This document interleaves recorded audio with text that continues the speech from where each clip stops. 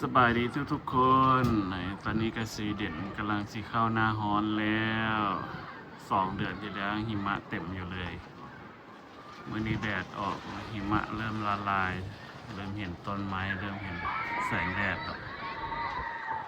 นักเรียนก็ออกมาเล่นกันแล้ว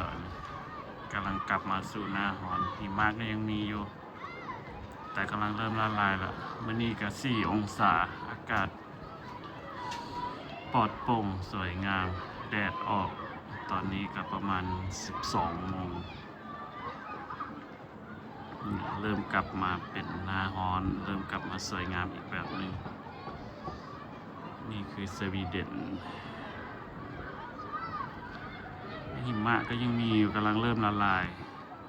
แต่บรรยากาศดีอันนี้ถ่ายจากอพาร์ตเมนต์อยู่ถ่ายลงมาให้เห็นแต่ก่อนมันก็จะเป็นหิมะปกคลุมนี่ก็ยังมีอยู่น้อยนึงก็ยังมีอยู่ให้เห็นอยู่แต่แดดต้นไม้ก็กำลังน่าสิขึ้นใบไม้แล้วใบร่นหมดแล้วนะตอนนั้นก็ได้ตอนนี้ก็น่าสิมีใบไม้ขึ้นมาหิมะก็ยังมีอยู่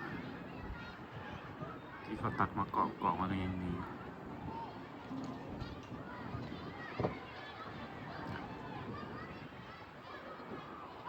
นี่เป็นโรงเรีย